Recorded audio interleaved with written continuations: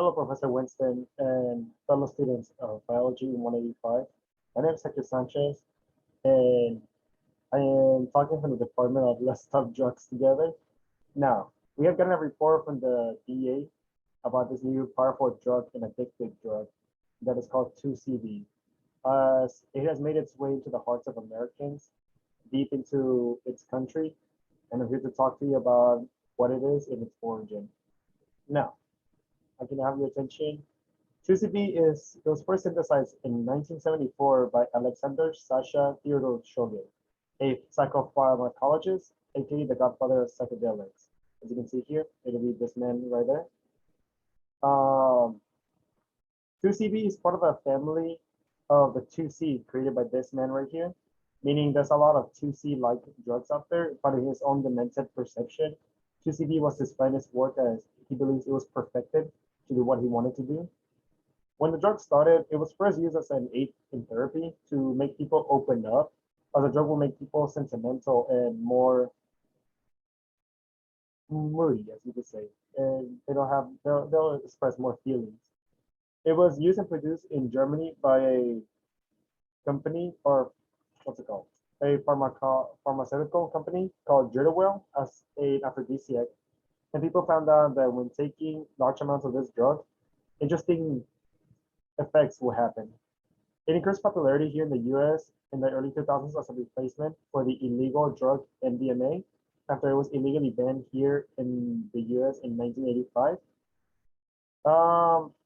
This mechanism of action is 2CB will bind and act as a partial agonist. Unlike MDMA, this drug 2CB doesn't deplete serotonin, rather it mimics it, meaning it'll give more feelings, more moods. It will metabolize in the liver. And something about this drug, it is commonly sold as powder or pills, mainly colorful. Usually it's rectified on white. Most common color would be pink. But as you can see here, it'll be something like this, a pill form or powder form. This color, brown. I totally did not just got pre-workout for this. It's either taken orally, smoked, or snored. Its duration of effect would depends on the amount and the form of entry you take in. As taking it orally will last 4 to 8 hours, and smoke will last 2 to 4.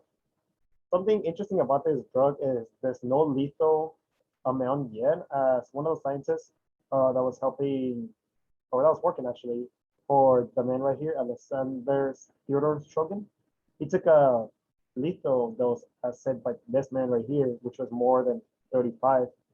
But the man lived to be just fine. He's honestly nothing bad happened to him. He just had a really bad trip, but he wasn't affected in like critical health or anything like that. Its period of action its onset will range from 45 to 75 minutes. Its plateau will last from 2 to 4 hours. Its downfall would be 1 to 2 hours, and the total period of action will last around 4 to 12 hours. Now, body weight, gender, dose, and administration would be something determined that'll take a toll on the drug length. It is Schedule 1 here in the US, but around the world it varies, and I'll say why. Peru and Africa are the two places that don't really have it as Schedule 1 compared to everyone else in the world. And that's because they use it towards like religious what's it called, beliefs, which I'll get into that later on. Now let's carry on. As you can see here, this is the droga sintética 2CB as it was confiscated in Brazil. And like I said earlier on, it comes in colorful packets or colorful pills. As you can see here, it comes into a pink powder substance. It could be the pink pills, blue pills, or as you can see here, like yellow, green, orange. As the chemists who made this drug, or still synthesize this drug, they're trying to make it as colorful and interesting towards younger generations, which they need to be advised. It is not a fun drug to take, and this will really take a toll towards your health and your future. The effects of this drug will be elevated moods, like I said, it was first used as a aid towards therapy. It'll change your visual and hearing alternations. People strangely will get hypothermia cases from taking this drug. They'll get seizures, paranoia, feelings of unease, hypertension, lowers coordination.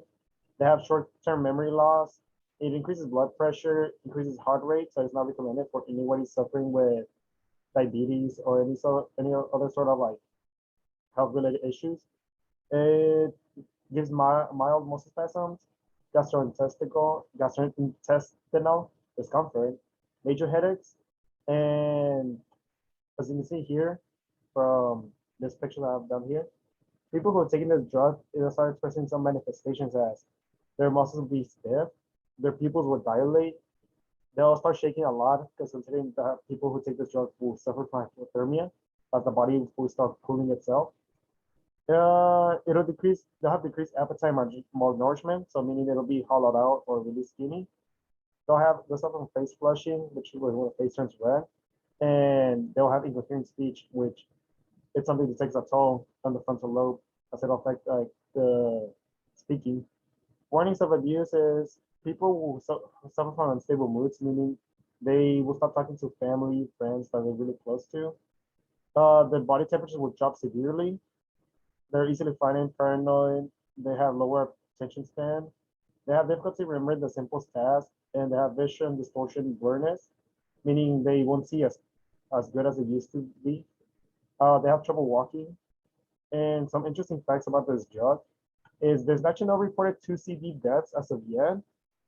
Scientists are still process to what's the lethal amount, but we're still trying to research. As you can see, I'm here in my blue lab with my team trying to crack what this drug is about, the 2C-B.